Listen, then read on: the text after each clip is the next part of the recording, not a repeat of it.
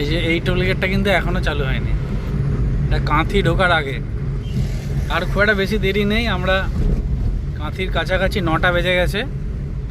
আর কত বাকি? আর ধরুন ওই 55 হবে।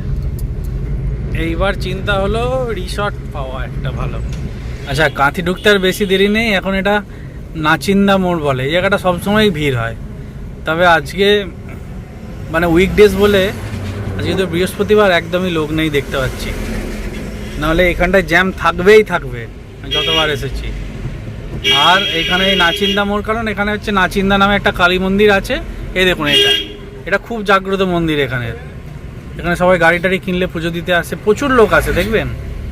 এই দেখুন, এখন এত সকাল কত লোক গাড়ি টাড়ি নিয়ে এসেছে পুজো দিতে। যদি কোনোদিন সুযোগ হয়, মা টানে, নিশ্চয়ই দাঁড়াবো এসে। আর দাঁড়াবেন কি, এখানে তো জায়গা ফাঁকাই পাওয়া যায় না, খুব মুশকিল।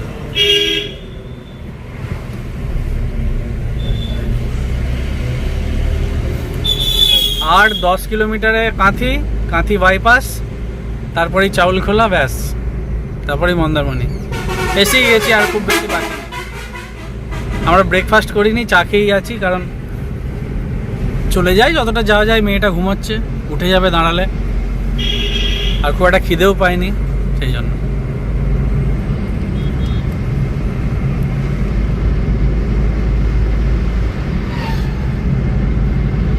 আর এখানে ধান গাছগুলো কিরম যেন একটা, মানে ফ্যাকাসে ফ্যাকাসে।